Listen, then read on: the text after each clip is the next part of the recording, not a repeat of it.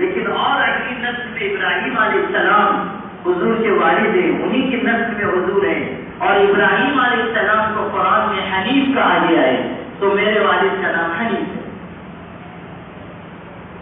سمجھے کہاں سے ڈھونڈ کے لایا؟ محمد شکیل. اب ایسے ہی اگر ثابت کرنا ہے تو ہم میں سے تو اکثر کے نام سے پہلے محمد لگا ہو، اور کھینچ کھانچ کے ایسے ہی لایا جائے گا کہ حضور کے والد آبا و اجداد میں فلاں کا نام تھا، تو اگر کسی کا نام ہاشم ہوا، کسی کے والد کا نام ہاشم، تو حضور کے دادا کا نام ہاشم بھی تھا.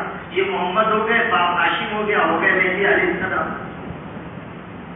بے وقوف. اچھا آگے سنو، یہ کہا گیا کہ دجال آئے گا، اور وہ دجالیت پھیلائے گا، یعنی جھوٹ اور کذب اور غلط باتیں. تو اس شکیل ابن حنیف نے کہنا شروع کیا کہ دجال کوئی انسان نہیں ہوگا، بلکہ دجال تو امریکہ اور فرانس سے یہ دجالیت پھیلا رہے ہیں.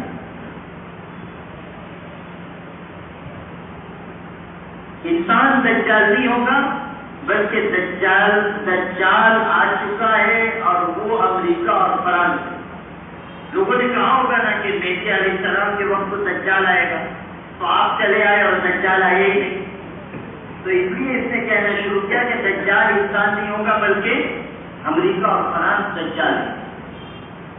اور حضور صلی اللہ علیہ وسلم نے فرمایا کہ دجال کی آنکھ ایک ہوگی، اور اس کے پیشانی پر کافر لکھا ہوگا، کافر. تو اس نے ثابت کرنا شروع کیا کہ دیکھو امریکہ کے آخر میں کیا ہے، امریکہ کے آخر میں کیا ہے؟ کاف اور الف. اور فرانس کے شروع میں کیا ہے؟ فا اور را. دونوں کو ملاؤ تو کیا بنا؟ کافر. آیا سمجھ میں؟ جہاں ملے اس کو 10 چوٹے مارو اور ایک شمار کرو. جب ایسی ہی سب بات ثابت کرنی ہے اور اتنی کمزور عقل ہے، تو ایسے شخص کا علاج علمی دلائل نہیں ہے، ایسے شخص کا علاج جھوٹا ہے. عطا اللہ شاہ بخاری ہی کہا کرتے تھے 4 کتاباں حقہ آئی 5 آیا ڈنڈا. یعنی 4 کتابیں حق ثابت، حق اور سچ ہے، تورات، زبور، انجیل، قرآن. جو ان 4 کتابوں سے نہ مانے اس کا لیے علاج کیا ہے؟ 5 آیا ڈنڈا. اس کا علاج ڈنڈا اور جوتا ہے.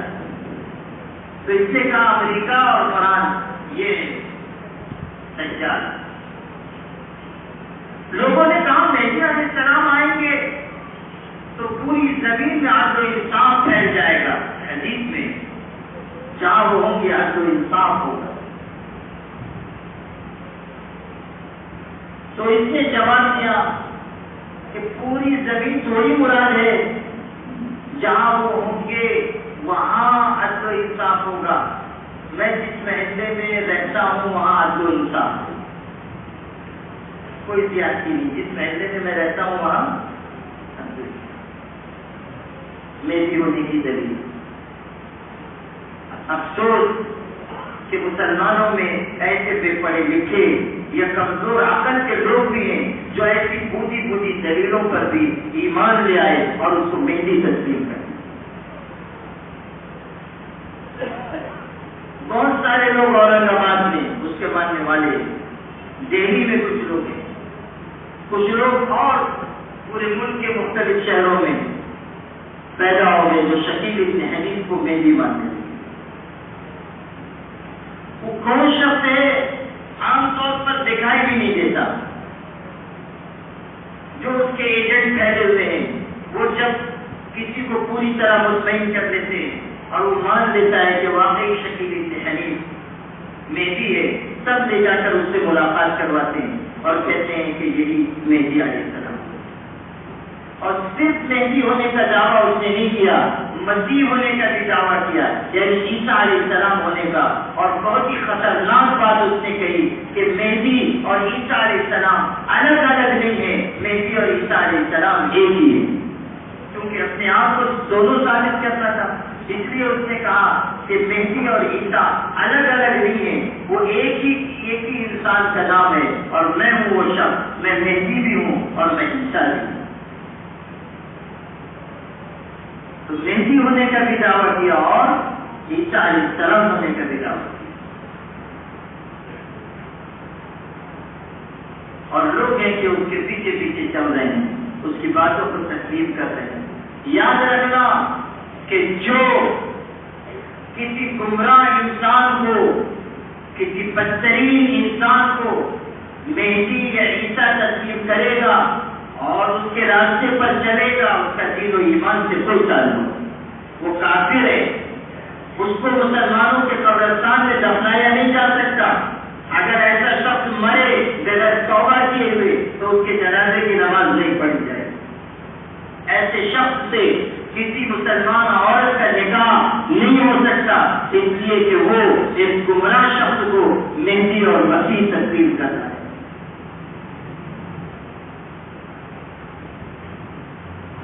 شبیب ابن حنیف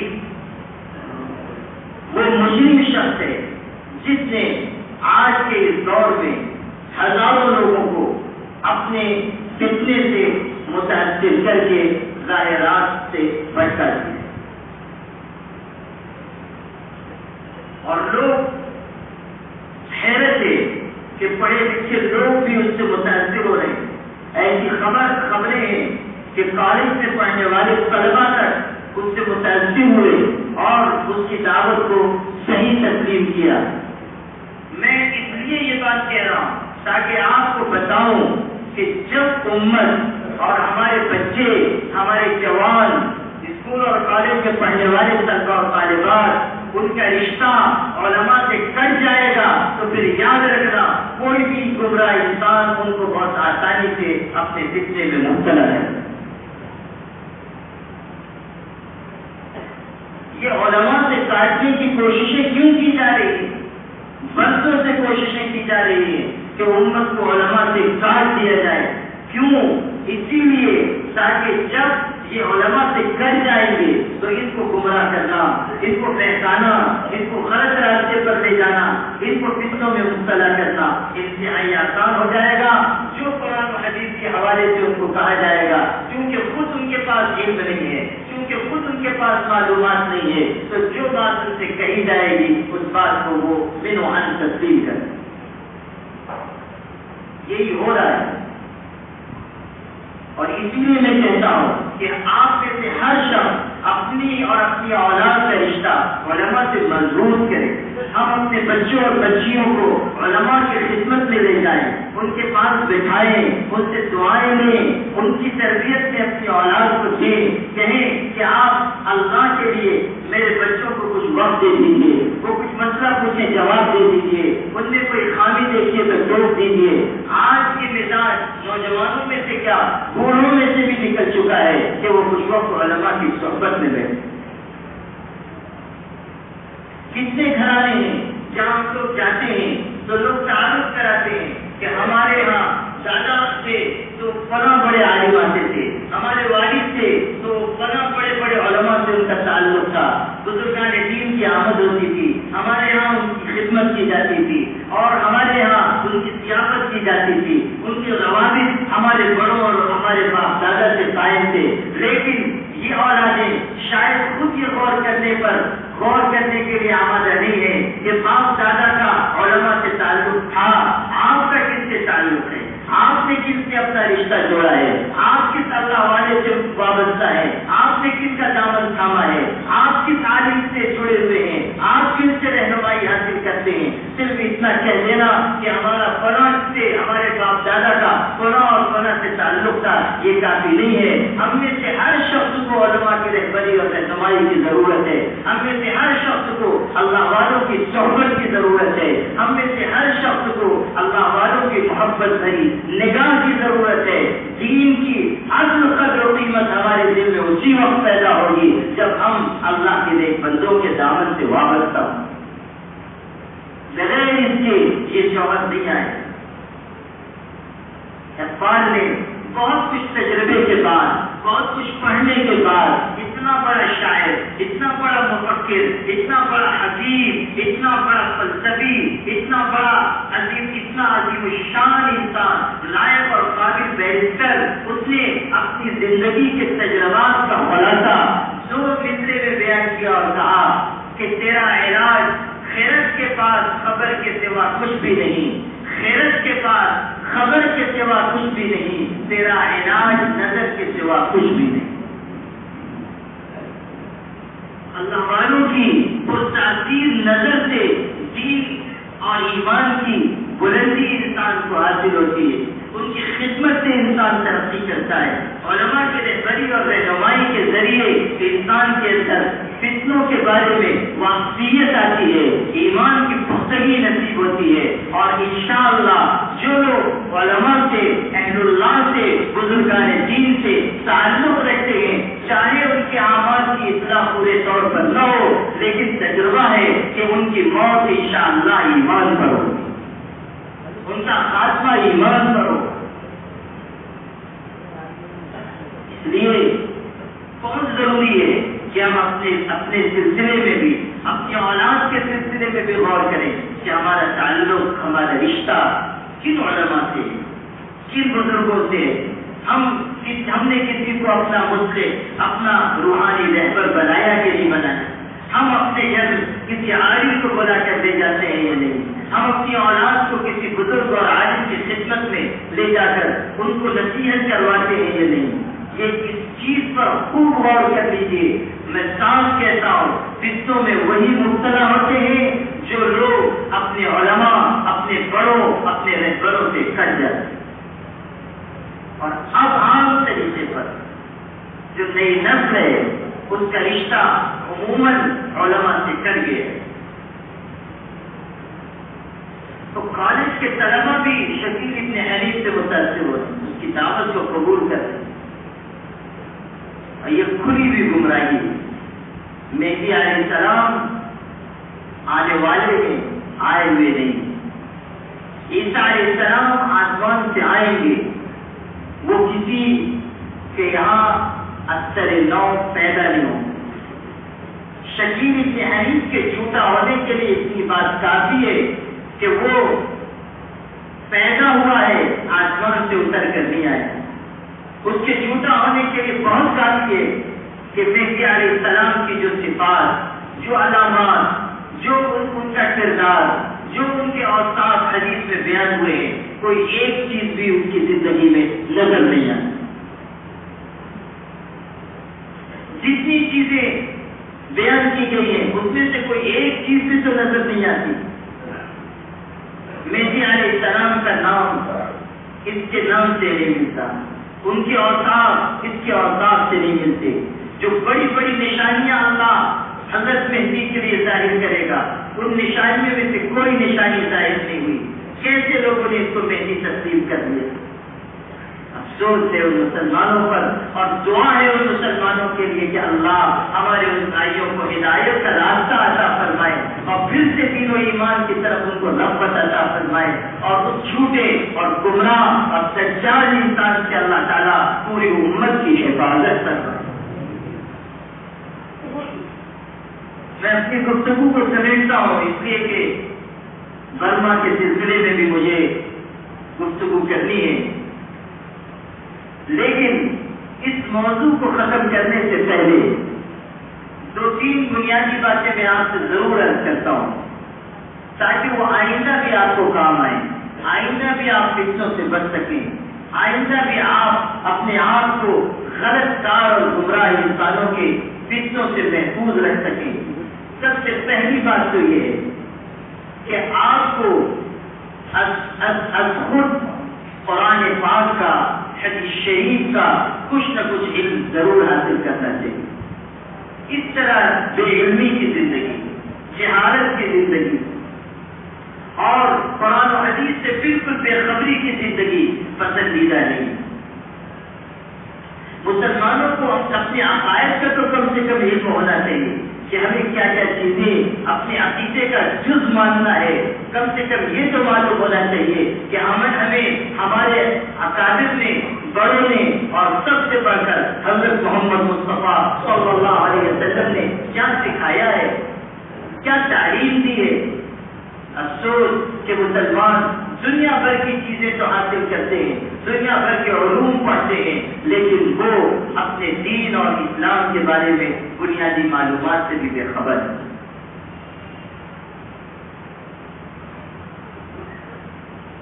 دوسری بات، علماء سے اپنا رابطہ مضبوط کیجیے اور کسی اللہ والے سے اصلاح کا تعلق قائم کیجیے، ان کی رہنمائی حاصل کیجیے، علماء سے علم حاصل کیجیے، بزرگوں سے ذکر و فکر کی تربیت حاصل کیجیے. تجربہ یہ ہے کہ جو لوگ علماء سے جڑے رہے، اہل اللہ سے جڑے رہے، اللہ نے اس کی برکت سے ان کے دین و ایمان کی حفاظت کرنا ہے. تیسری بات، قرآن مجید کا علم حاصل کرنے کی کوشش کی ابتدا یہاں سے کیجیے کہ قرآن مجید ترجمے کے ساتھ پڑھنے کی کا آغاز کر دیں. پوری زندگی گزر جاتی ہے، ہم میں سے اکثر لوگ قرآن مجید کا ترجمہ بھی نہیں سیکھ پاتے، پڑھتے بھی نہیں. قرآن مجید اللہ تعالیٰ نے اتارا ہے ہدایت کے لیے، لیکن ہم میں سے کتنے مسلمان ہیں جو تلاوت شاید کر دیتے ہو لیکن کبھی قرآن مجید کو ترجمے کے ساتھ پڑھنے کی کوشش نہیں کرتے. حضرت شاہ عبد الغنی پوری رحمۃ اللہ علیہ، حضرت مولانا اشرف علی تھانوی نور اللہ مرقدہ کے بڑے خلفاء میں سے تھے. وہ کہا کرتے تھے کہ پیارو، قرآن مجید تو 30 پاروں میں اللہ کا خط ہے، اس کے بندوں کے نام اللہ نے خط بھیجا ہے. پرانے زمانے میں جب خط آتا تھا، کوئی شخص پڑھا ہوا نہیں ہوتا تھا تو وہ خط کسی کے پاس فوراً لے کر جاتا تھا، میرے والد کا خط آیا ہے، میری والدہ کا خط آیا ہے، ذرا پڑھ کر تو سناؤ کہ کیا لکھا ہوا ہے. قرآن بھی اللہ کا خط ہے، اس کے بندوں اور بندیوں کے نام، اور ہم کو معلوم ہی نہیں کہ اللہ نے اس خط میں ہم کو کیا لکھا ہے، اللہ نے ہم کو کیا کہا ہے، اللہ نے کن چیزوں کے چھوڑنے کی ہدایت کی، کن چیزوں کے کرنے کی ہدایت کی، ہمیں پتہ ہی. اس لیے قرآن مجید ترجمے کے ساتھ پڑھنے کی کوشش کیجیے اور عالم کی نگرانی میں پڑھیے، کسی عالم کی نگرانی میں پڑھیے، یہ بھی بہت ضروری ہے، عالم کی نگرانی. اس لیے کہ اگر بغیر عالم کی نگرانی کے آپ قرآن مجید پڑھنا شروع کریں گے تو اندیشہ ہے کہ آپ کہیں جا کر گمراہ ہو جائیں، نہیں سمجھ پائیں گے، اپنی عقل سے معنی متعین کریں گے تو مشکل میں پڑ جائیں. اس لیے عالم کی نگرانی میں قرآن مجید کا ترجمہ سیکھیے، پڑھیے. ارادہ کرتے ہیں انشاءاللہ. شرط یہ ہے کہ ترجمہ عالم کی نگرانی میں پڑھا. جا کر پوچھ لیجیے اگر کوئی بات نہیں سمجھ میں آئی، حضرت یہ بات نہیں سمجھ میں آ رہی، اس کا مطلب آپ بتا دیجیے. یہ ترجمہ تو میں نے پڑھ لیا، سمجھ میں بھی آ گیا، مگر تشریح کر دیجیے. یہ آیت کب اتری، اس آیت کے پیچھے واقعہ کیا ہے، اس آیت سے حکم کیا ہے، آپ بیان کر دیجیے. اس سے عالموں سے رابطہ بھی آپ کا مضبوط ہوگا اور قرآن مجید سے رشتہ بھی مضبوط ہوگا. اور یاد رکھنا، جو اللہ کی کتاب سے جڑ جائے گا، اللہ ہر باطل تحریف اور فتنے سے اس کی حفاظت کرتا ہے. قرآن ہدایت کا سرچشمہ ہے، قرآن اللہ کی زبردست کتاب ہے. قرآن میں باطل اور جھوٹ کے اسے داخل ہو ہی نہیں سکتا.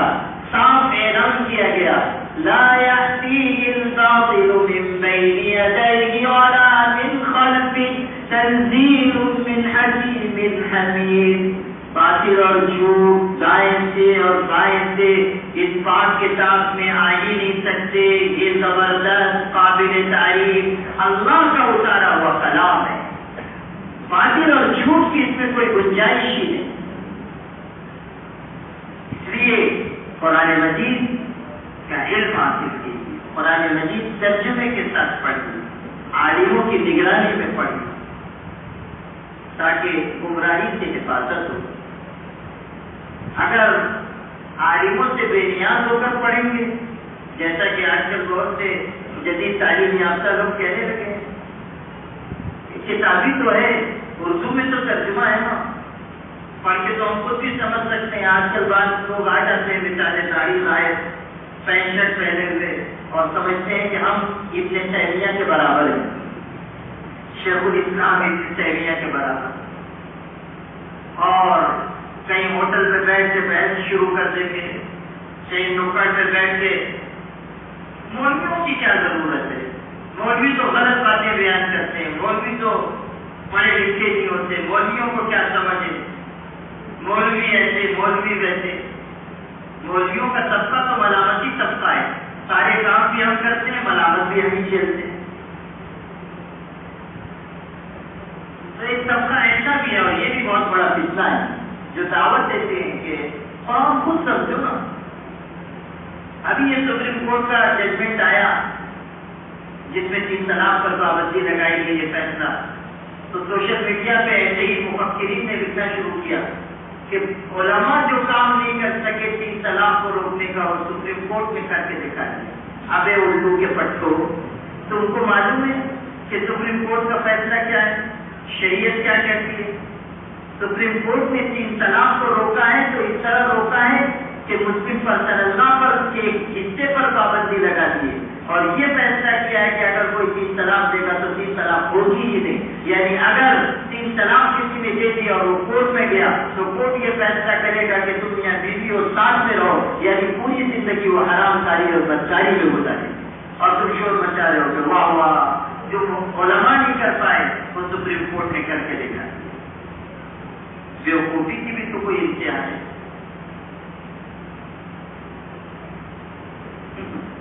تو ایسے لوگوں سے بھی بچ کے رہے اور ان کے مشورے پہ عمل مت کیجیے. اگر خود سے قرآن پاک سمجھنے کی کوشش کریں گے مصیبت ہے. حضرت حاجی رحمۃ اللہ علیہ کے ایک وعظ میں اس کی بڑی ہدایت ہے کہ قرآن مجید کا ترجمہ کسی عالم کی نگرانی میں پڑھا ہے، اور اس پر انہوں نے ایک دلچسپ واقعہ لکھا ہے، سنایا ہے. فرمایا کہ پرانے زمانے میں ایک کاتب تھا. کاتب سمجھتے ہو؟ کاتب نہیں سمجھتے ہو؟ ماشاءاللہ اچھے آتے. کاتب پرانے زمانے میں ہوتے تھے جو لکھتے، یہ جو بڑی عمر کے ہیں نا، داڑھی جن کی واقعی سفید ہوئی ہے دھوپ میں نہیں، عمر کی وجہ سے وہ سمجھتے ہیں. کاتب ہوتے تھے، وہ لکھتے تھے. پہلے یہ چھپائی کا زمانہ تو تھا نہیں کہ پریس میں چھپا لیجیے، تو وہی لوگ لکھتے تھے. کوئی کتاب اگر نقل کرنی ہے ان کے پاس لے جائی جاتی تھی، وہ نقل کر کے دے دیتے. قرآن مجید بھی چھپتے نہیں تھے، قرآن مجید دیکھ کر لکھے جاتے تھے. تو پرانے زمانے میں ایک شخص تھے، کاتب تھے، اور وہ لوگوں کو اجرت پر چیزیں لکھ کر دیتے تھے. لیکن ان کی ایک بری عادت تھی. وہ عادت یہ تھی کہ وہ اپنے آپ کو بڑا علامہ فاضل سمجھتے تھے. تو جب ان کے پاس کوئی کتاب لے کے جاتا لکھوانے کے لیے تو وہ کہتے تھے کہ ٹھیک ہے میں لکھ دوں گا، 10 دن بعد آنا. 10 دن کے بعد وہ نقل تو دیتے تھے لیکن 2-4 جگہ اپنی طرف سے اصلاح کر دیتے تھے. کہتے تھے کہ اس کتاب میں یہاں غلطی تھی، میں نے درست کر دیا ہے. کیونکہ اپنے آپ کو بڑا علامہ سمجھتے ہیں. ایک مرتبہ ایک شخص ان کے پاس قرآن مجید لکھوانے کے لیے گیا اور جانتا تھا کہ ان کی عادت بڑی خراب ہے. تو اس نے قرآن مجید کا نسخہ دیا، کہا کہ ایک نسخہ بنا دیجیے گا، لیکن دیکھیے یہ عام کتاب نہیں ہے، قرآن شریف ہے، آپ تو دیکھ ہی رہے ہیں، اس لیے اللہ کے واسطے اس میں کہیں کوئی اصلاح مت کیجیے. اس نے کہا کہ ٹھیک ہے. کہنے لگا بھائی میں بھی تو مسلمان ہوں، اس کو بھی تو سمجھتا ہے قرآن میں تھوڑی کوئی تصحیح کی جاتی ہے. اسلام میں دوسری کتاب میں غلط لکھ دیتے ہیں تو میں ٹھیک کر دیتا ہوں، قرآن میں تو سب صحیح لکھا ہوا ہے. 1 مہینے کے بعد آنا میں دوں گا. 1 مہینے کے بعد یہ گئے تو انہوں نے تیار کر کے رکھا تھا، ان کو دیا. انہوں نے احتیاط کے طور پر پوچھ لیا کہ کہیں کچھ آپ نے کمی بیشی تو نہیں کی؟ تو کہنے لگے کہ نہیں، قرآن میں کیا کمی بیشی کرتا، لیکن جو آپ نسخہ لائے تھے نا، جس کاتب نے لکھا ہوگا وہ ذرا کم علم تھا، تو تو اس نے کہیں کہیں غلطی کر دی کہ وہ میں نے درست کر دی، بس اس سے سر پکڑ کہ جس سے میں ڈر رہا تھا وہ ہوا. کہنے لگا بتاؤ کہاں کہاں غلطی تھی جو درست کی تم نے. اس نے کھولا قرآن پاک کی آیت 9 پارے میں خر موسیٰ صعیقا، ارشاد ہے کہ موسیٰ علیہ السلام سجدی دیکھ کر بے ہوش ہو کر گر پڑے. خر عربی میں کہتے ہیں گر پڑنے، اور خر کہتے ہیں فارسی میں گدے کو. خر کہتے ہیں فارسی میں گدے کو. تو فارسی زیادہ جانتے تھے کاتب، اس زمانے میں فارسی بولی جاتی تھی. تو انہوں نے کہا کہ دیکھو لکھا ہوا خر موسیٰ، موسیٰ علیہ السلام کا گدھا. موسیٰ علیہ السلام کے پاس تھوڑی گدھا تھا، عیسیٰ علیہ السلام کے پاس گدھا تھا، اس لیے میں نے موسیٰ کاٹ کے عیسیٰ لکھ دیا. کہنے لگا اچھا دوسرا کہاں کیا؟ کہنے لگے دیکھو موسیٰ علیہ السلام کے پاس تو عصا تھا، لاٹھی. عصا کہتے ہیں لاٹھی. کہنے لگے کہ 16ویں پارے میں لکھا ہوا تھا عصا آدم، قرآن کی آیت ہے عصا آدم ربہ فغوی، یعنی حضرت آدم نے اپنے پروردگار کا حکم ماننے میں ان سے چوک ہو گئی. عصا کہتے ہیں نافرمانی کو بھی، اور عصا کہتے ہیں لکڑی کو بھی، لاٹھی کو بھی. تو کہنے لگے کہ لاٹھی تو موسیٰ علیہ السلام کے پاس تھی، آدم علیہ السلام کے پاس لاٹھی تھوڑی تھی، میں نے آدم کاٹ کے موسیٰ لکھ دیا. کہنے لگا اچھا تیسری جگہ کیا کیا؟ تو تیسری تو بہت ہی ہولناک غلطی تھی. کہنے لگا دیکھو قرآن کتنی مقدس کتاب ہے، پاک کتاب ہے، پاکیزہ کتاب ہے. میں نے پڑھا تو کہیں فرعون کا نام، کہیں حامان کا نام، کہیں قارون کا نام. اتنی پاکیزہ کتاب میں ایسے ناپاکوں کا نام؟ جہاں جہاں فرعون، قارون، حامان کا نام آیا تھا سب جگہ کاٹ کاٹ کے میں نے آپ کا، آپ کے ابا اور آپ کے دادا کا نام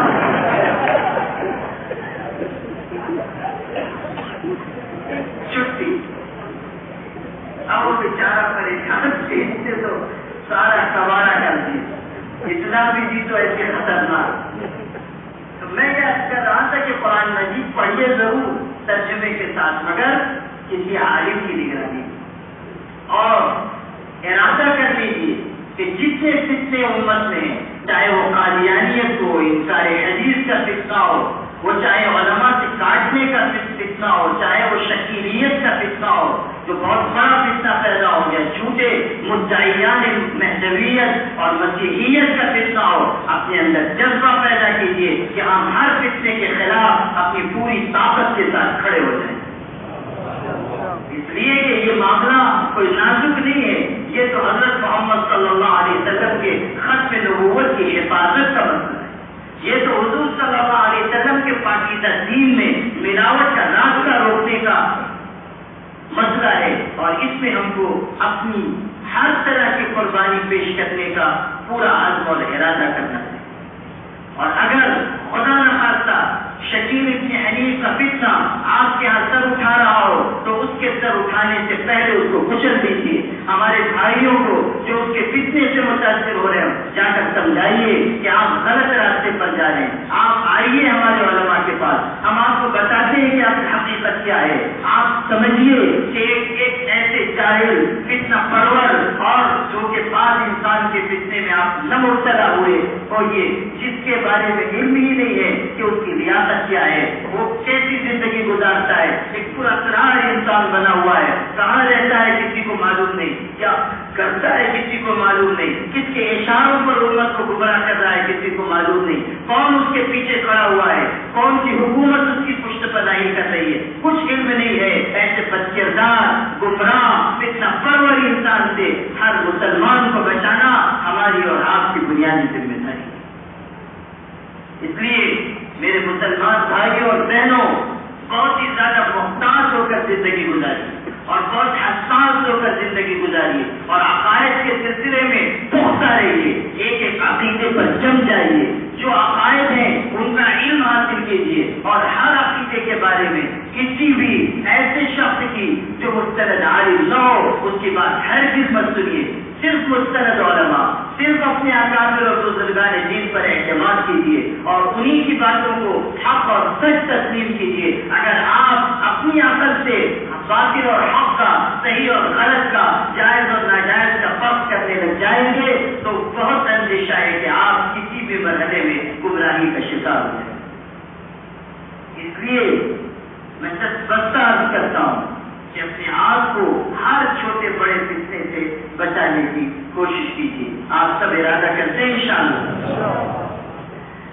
یہ ایک دو موضوعات جو تھے، شکیل ابن حنیف کا اور مہدی علیہ السلام اور مسیح علیہ السلام کا، اس پر میں نے روشنی ڈالی ہے۔